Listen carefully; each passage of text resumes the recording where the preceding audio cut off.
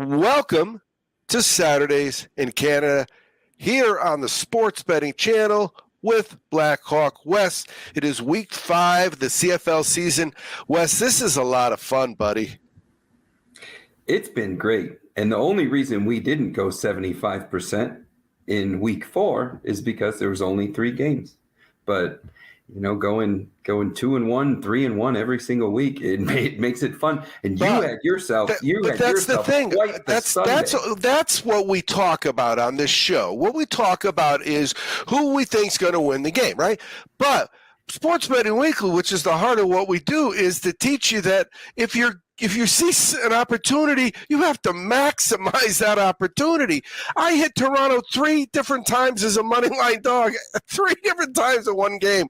You just got to take those opportunities when they present themselves, You do, and you can feel what's happening in the game. And this is all sports, not just Canadian football. The advantage we have over the house right now in Canadian football is the apps, whatever app you're using, it's not reacting as quickly. I don't believe that there's a Bovada or a MGM representative in the stadium when that Toronto stadium is 15,000 people and half empty.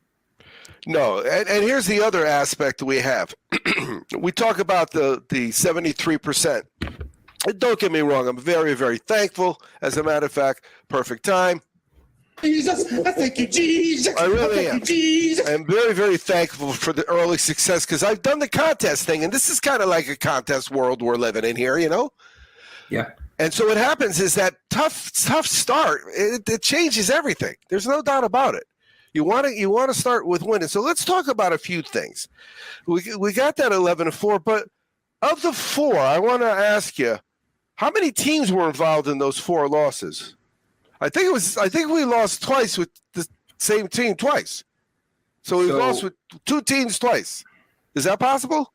Well, shame on us, but it's Winnipeg that we've doubted them twice. Well, let's skip the middle, man. That was the second game of the week, right? It is. Let's go here. You're not going to make a living betting against the Winnipeg Blue Bombers. That's all I needed to clip out. I didn't have to even put a lot of effort into it. So, but what do we got to do? We could only say, hey, what we saw, did not match what happened.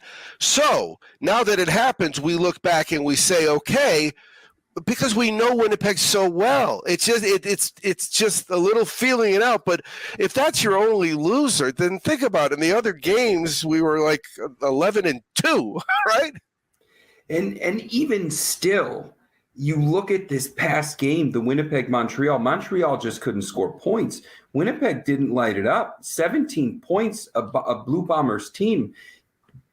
This is 4 weeks of 2 weeks of 40 points. Then the following 2 weeks, we got 17 points and 6 points. So this is the most dangerous team there is in the CFL right now. And I'm talking about as a capper because we don't know what we're going to see on the field next week. Are we going to see 40 points? Are we going to see 40-22? Are we going to see this 17-point performance that we just saw this past week?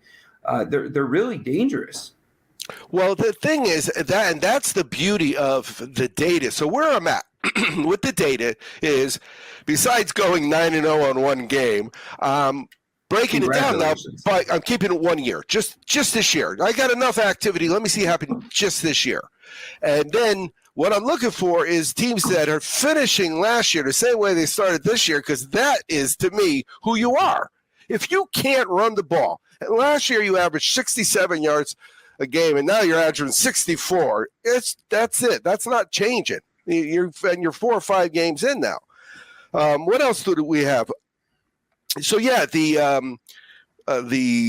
other games that week. So we got the first game was the another thing we were going to talk about with our 11 winners. I got to take the fresh team coming off a bye, going against the worst team and the biggest mush we know. So I'm going to lay the 3.5. Yeah, we really should probably come up with some type of reward system for residents of Edmonton, because they've treated us so well, They have.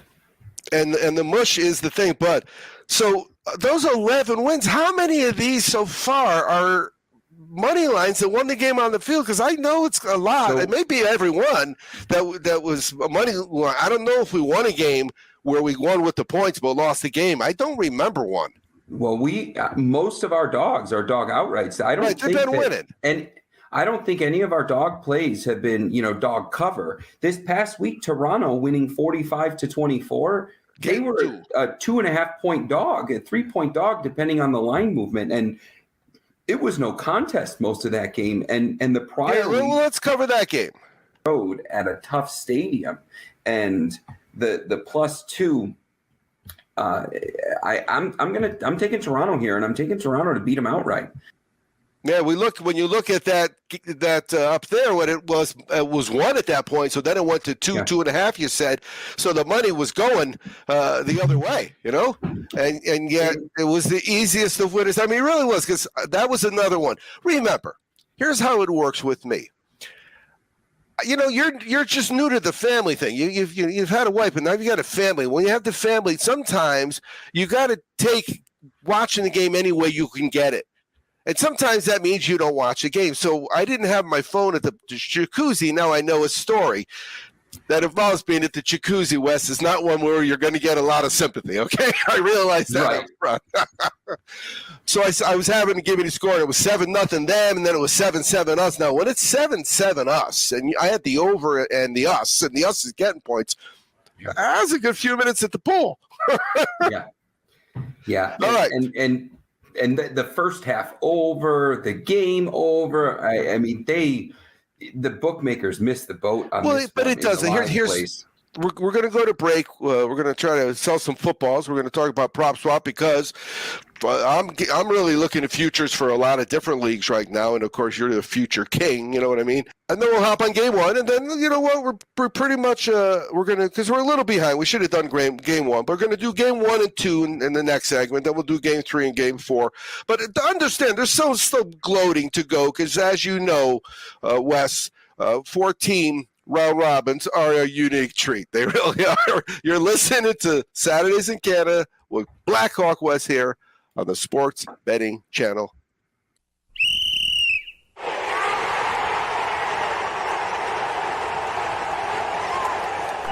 You're getting a 100% money-back guarantee on every single souvenir football from ChampionshipFootballs.com. The coolest present they'll open that day, guaranteed. How hard is it to find the right gift for someone that already has everything? Whether that special present is for a Georgia Bulldogs fan or a member of the Kansas City Chiefs kingdom. Maybe your grandfather has been a Dallas Cowboy fan as long as you've been alive. Does your brother-in-law live in Penn State territory? Do you know a member of the University of Baylor Alumni Association? Is there a better birthday gift for someone who's 100% all Tulane Green Wave? Send them the coolest present.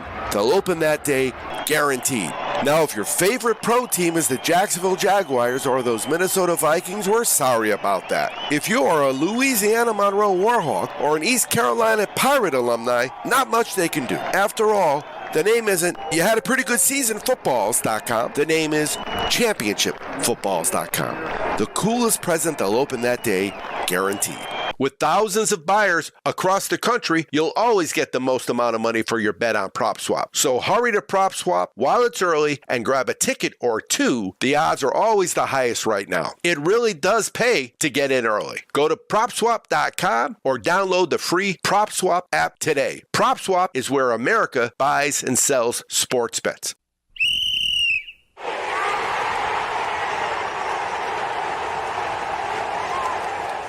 Welcome back to Saturdays in Canada here on the Sports Betting Channel with Black Hawk Wes. Wes, the first game is exciting for me because the week got pushed out a day, right? Because of the holiday. So everything got pushed out. So it's going to be Thursday. And I mean, this is it. Remember, though I can win with baseball, I've been known to lose with baseball too. And so the closer we get to, because I mean, this is every week. I'm putting money in every week. I'm taking it out much more than I put in. Leaving a little bit, playing with that. Taking the money out, leaving a little bit, playing with that. It's really a fun time when you're winning, but because I don't know, it's like we've been doing this for a while. This is not our first rodeo with the CFL. I feel like I really actually do know the teams. I know the players now. I have a feel for, and we'll talk about it as we talk about these games with the quarterbacks. It really is, and we saw that with the Winnipeg game, not Winnipeg, Birmingham game in the USFL. When it comes to the best team on the field, if you bet the best quarterback, what do you think you're going to win out of 10? Most of the time, I would say you're going to find yourself on the right side of it if you're betting the better quarterback. And then if you throw in the better coach, if you have the better quarterback, better coach combination, you kind of balance them out. I mean, that's Andy Reid, Patrick Mahomes. I mean, Bill Belichick, Tom Brady. I mean, these are not CFL references, but I mean, that's what we're looking at. Winnipeg, Zach Collaros, Mike O'Shea. Yeah, and I think, because I remember last week we were trying to compare the whole quarterback thing. Not that I'm a big quarterback guy, but the bottom line is it's a different world. The CFL's a different world. That end zone, man, if you got a good quarterback and you got a big end zone, you're toast. I play defensive back. You're toast. Yeah. You just can't stay with a guy that long. You can't. And again, you're on the 10-yard line and you're throwing a 30-yard pass. Yeah, so what we're going to look at is we're going to look at this week and kind of get a feel for things, but I do have some easy sports data notes. And remember that for me, those are because I love the fact that I lost two out of three, so it's 2-1 this week. But I think my winning percentage is kind of the same for the second half as it is for the show for the games. Mm. And those are done really ahead of time most of the time, but not always. The bottom line is you got to play off of the first half. But when the second half lines up and then you see the line and you're getting points, I forget what they were getting. I think it was 2.5, 3.5, like that. So in the second half, okay, I'm taking that free money. Yeah. But this is the first rematch. It's not a trap game. It's the first rematch of the season. Thursday night. It is. Edmonton at Sask. Now, we know a lot about both of these teams, and it's 43, 7.5. Really, like you said, 3 of the lines this week are touchdowns. Well, and so the last time we had talked about Sask, we were talking about them going into Calgary, and we had them as dogs, and they won that for us. I don't remember the exact spread, but we had them as a dog outright winner. And what I had said then was they're not winning, but I really like their body language. The way that the offense is reacting to Trevor Harris looked encouraging. They barely beat Edmonton. They didn't look great in week 1. Then they came out and they were able to hang some points on Winnipeg. And at week 2, we thought hanging 27 on Winnipeg was a big deal. So that's why we like them going into Calgary. Well, now they have a bye and they're at home.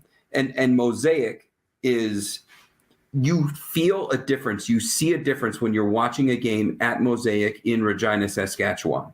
And you want to try and say that? At Mosaic in Regina, Saskatchewan. 3 times fast, baby. So I'm just a year removed from Saskatchewan Anonymous. So don't you don't want to take my opinion. Yeah. So this game, I would be giving Sask a hard look no matter who they play because they're coming off a bye, and that's a smart move to make. They're very well coached. They're coming off of a really dominant win on the road at Calgary against a really good defense, or at least on paper, a defense that's been good. So, we're looking at 7.5 is the spread here. Sask did not play good and beat Edmonton by 4. Sask needed a really bad coaching decision in week 1 the last time they played. That was the game where I was like, you've got to be kidding me. We were on Edmonton that game. So 7.5 and a week to prepare. Edmonton coming off a loss, 2 road games in a row. They're going from Ottawa to an even more difficult stadium. They still don't have an answer at quarterback. Sask is starting to answer the questions. And so 7.5 is not the same in the CFL as it is in the NFL. You can be ahead by a touchdown by 7 and suddenly get 1 more point just by kicking the ball off. These 1-pointers, you almost don't even realize that they're happening until you look up at the scoreboard. So I'm laying the 7.5. I'm taking Sask. We're not gonna bet on Edmonton. We're gonna bet against them unless there's. Well, here's why. Here's some of the numbers we're gonna bet against them. Now, remember, we're talking about week 5, okay? So the most games you could have played is 4 games. And so listen to, when I mention these easy sports data numbers, listen to some of the numbers because they're bigger than 4, okay? So in the first half, it says if you're against the spread records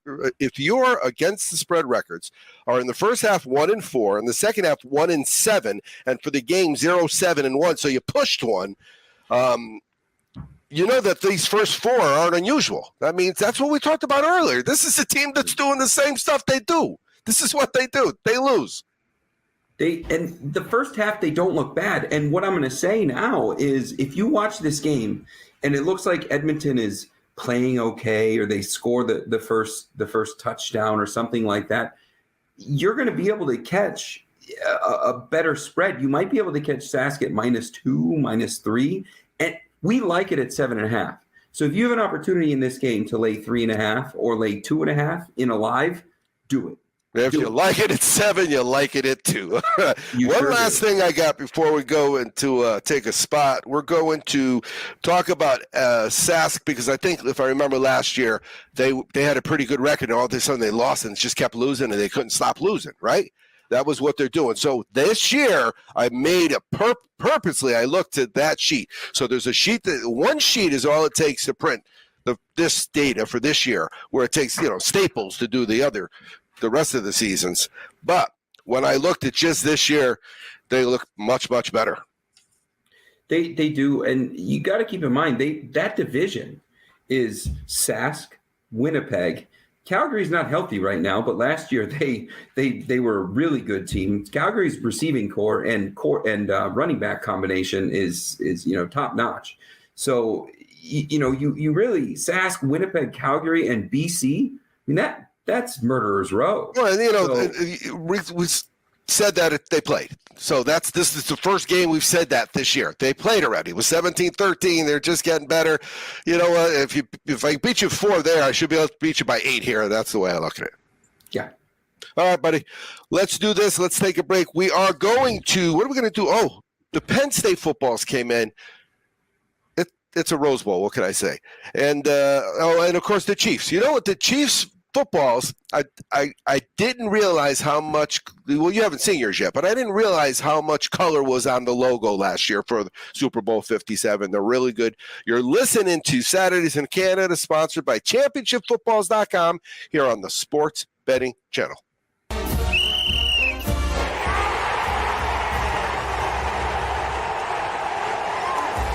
Your Penn State Nittany Lions are Rose Bowl champions. Here's the coolest present any Penn State football fan will open that day, guaranteed.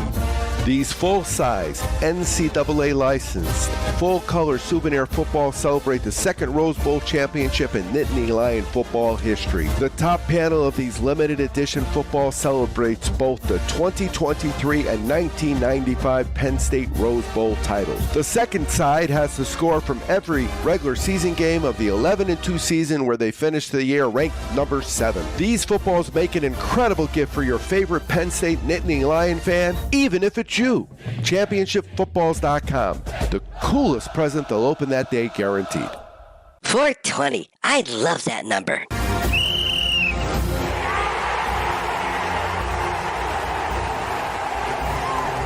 Your Kansas City Chiefs are Super Bowl champions. Here's the coolest present any Chiefs fan will open that day, guaranteed. These full-size, NFL licensed, full-color souvenir footballs celebrate all 3 of Kansas City's Super Bowl titles. The top panel of these limited edition footballs has logos and scores from the first 2 championships with all the game information from the Super Bowl 57 win. The second side has the score from every regular season and playoff game. These footballs make an incredible gift for your favorite Kansas City Chiefs fan, even if it's you. ChampionshipFootballs.com. The coolest present they'll open that day, guaranteed.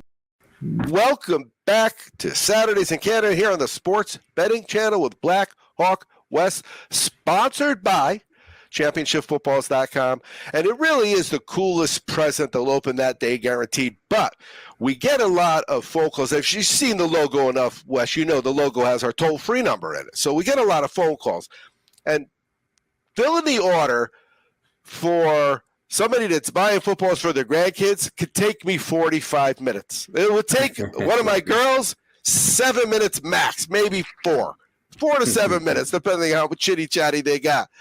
But I'm talking football with somebody whose team just won something really special. It's just the coolest thing ever. All right, so let's look at game number 2. Friday, 8:30, Calgary, Winnipeg, 46.5, -8. Now, I really do think our only 2 losses were Toronto and Winnipeg, which, cover the last three Grey Cups, really, if you think about it.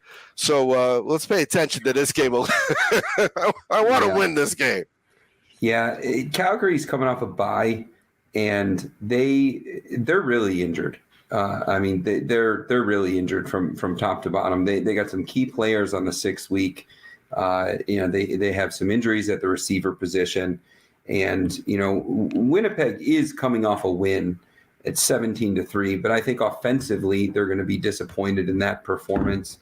And I said it, and every time I go against them, I get burned. And 8 points is a big number. Last week I was sitting here saying I'm not comfortable laying 6, and they only hung 17 points, and their defense just silenced them. So there's one of the disadvantages. Here's the question I have for you. How much does Winnipeg's last week win alter how you personally are going to be betting them?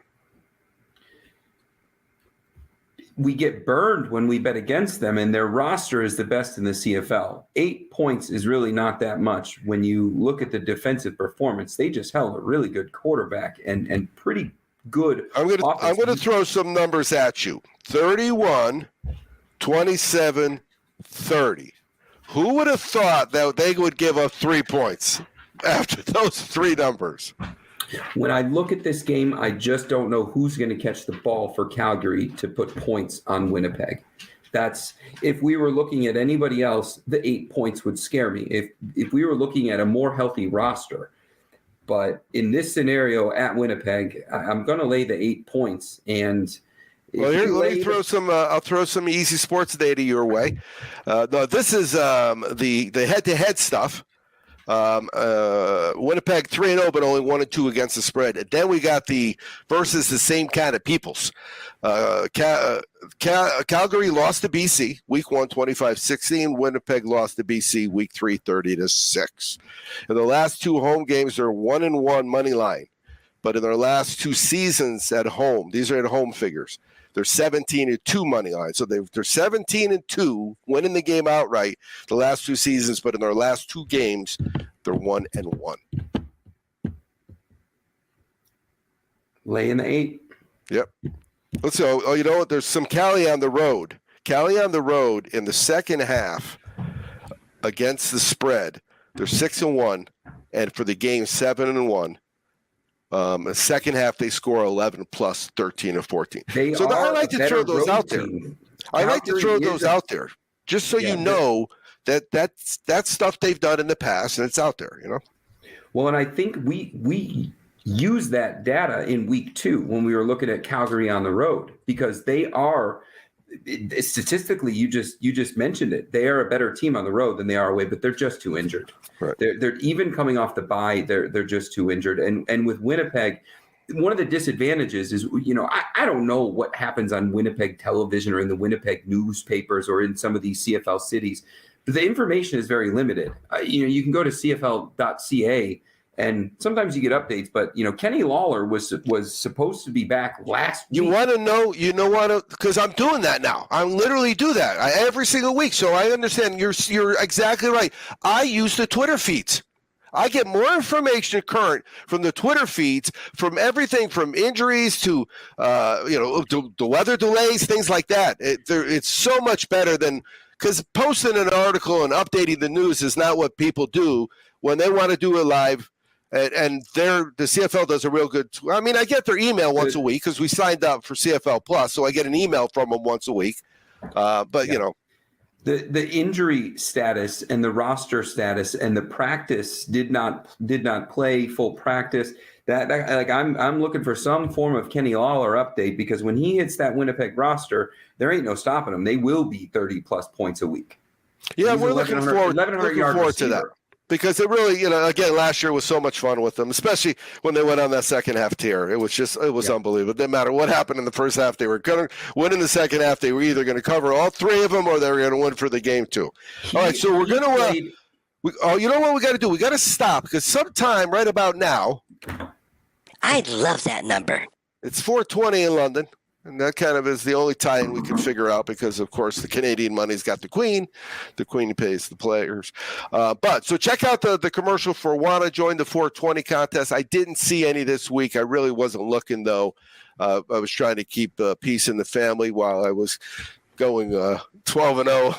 It was a 12-0 day, thanks to EasySportsData.com. We'll be right back. Hey, it's Leaf. And Lo, and we're here to tell you about our Wake and Bake Twitter contest. You don't even need to be a great handicapper to win. This one is so easy, even I can win. That's right, Leaf. Anybody can win. All you have to do is... Can I do the disclaimer? Leaf, the disclaimer is at the end. Sorry. All you have to do is take a screenshot of any game that you're watching where the clock has stopped at exactly 4:20. 420. I love that number. We know you do, Leaf. Now please let me finish. Sorry. If the clock stops at 4:20 during any game you're watching, take a screenshot showing the clock and tag Chaz on Twitter with a picture. Go to @secondhalfchaz, add the picture, and you're in. You'll be entered in a drawing for a $100 gift certificate at championshipfootballs.com. In a world where most cannabis gummies are hashy, melty, or just plain gross, one brand will rise up to forever change what an edible can be. Vegan and gluten-free ingredients, 30-plus terpenes, and a melt-proof recipe star in Wana. Not all edibles are created equal. Now in theaters. Dispensaries.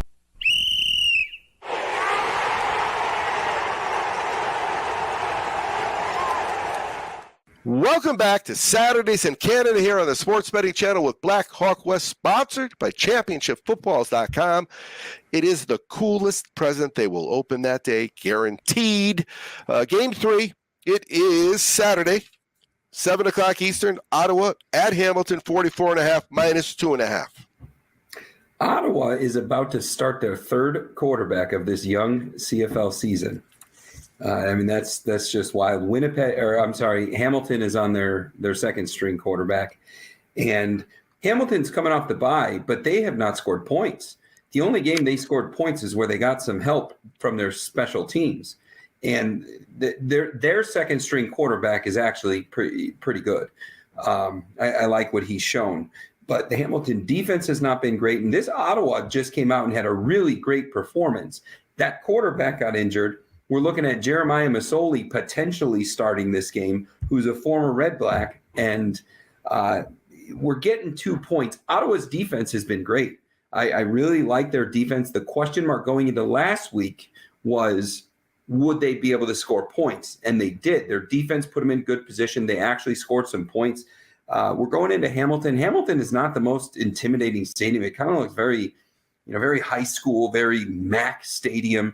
I'm taking the 2.5, and I'm taking Ottawa to go into Hamilton. Hamilton has not proved to me that they can score points without getting them cheaply on special teams. Yeah, Joe, just this year they're 0-3 against the spread, and they've given up 42, 32, and 38. Think about it. They gave up 42, 32, 38. 42, 32, 38. How do you win a football game giving up 42, 32, 38? You're not going to. All right, so here's what we got. Like the Winnipeg stat, Hamilton is also 3-0 last year. 1-2 against the spread. In the second half, Ottawa's been under an 8 straight. On the road, it's 10 of 11. What's it say here? Hamilton, in the first half parlay on the other team and over. Hamilton, in the first half, bet against them, take the over. It's 4 straight parlays. 4 straight parlays. You get on a run where you pick it up and you catch that and you ride that out.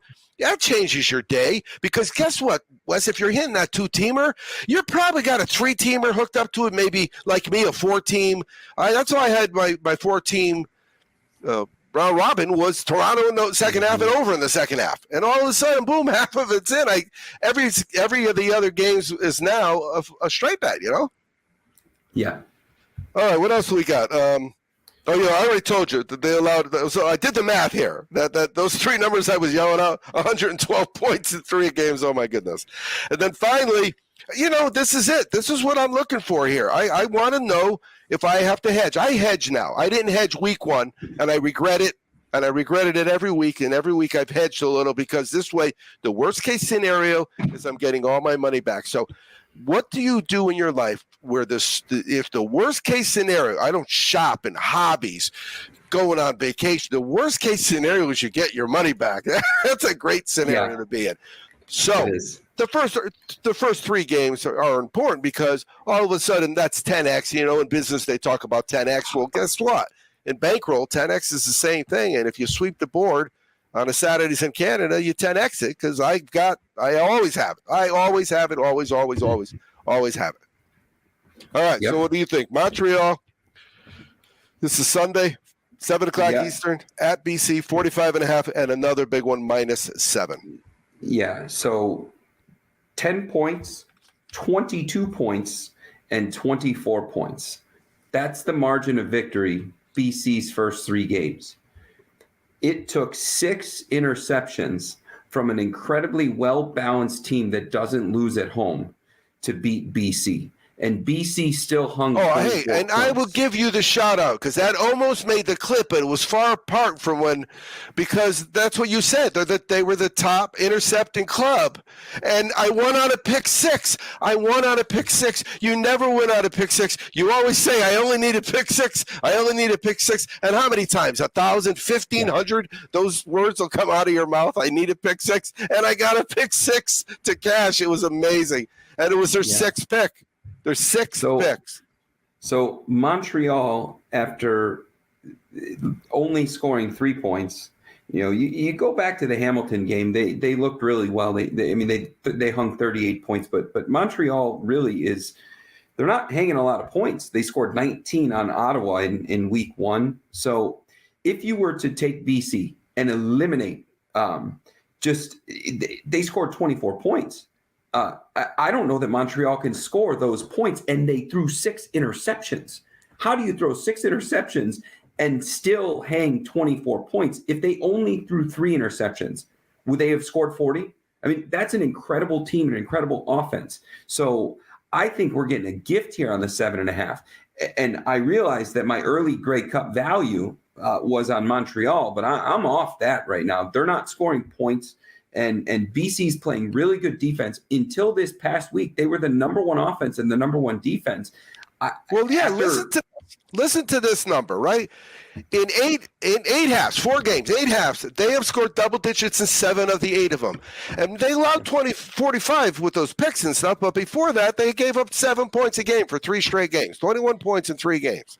And from a personnel standpoint, they have not been at full strength on receiver. They have not had Lucky Whitehead and Rhymes on the field at the same time. This past week, Lucky didn't play. They had Lucky on the field, I want to say week 1 or week 2. Rhymes didn't play. And Hollins is getting really strong, being the number 2, and really he's a number 3. So this team has 3 great receivers, and their new running back is playing well. Even if they throw 3 interceptions versus 6 is a wild thing that does not happen. So I think that VA is going to clean this game up. I think that they're going to get back to business. I think that Cody Fajardo is going to run for his life in this game. 7.5.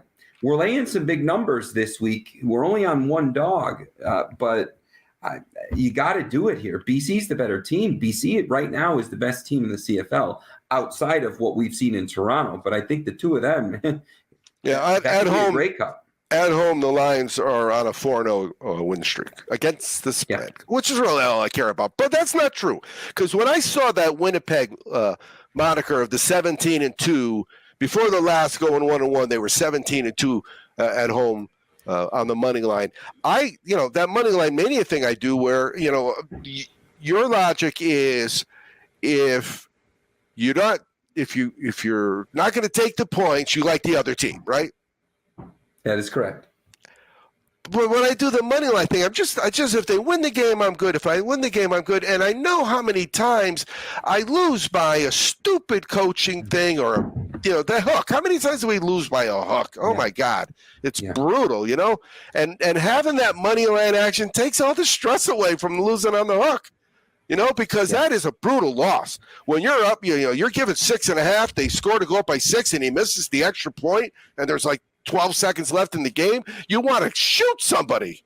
Well, go to the other side. That's probably actually. I apologize. That's probably something I shouldn't say in the times that we're in right now.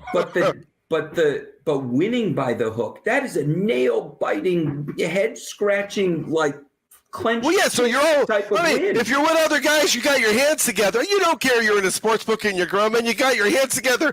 Wide right. Because if the guy misses it, you all win, and he misses it, and the place goes crazy. I love sports books. I miss sports books.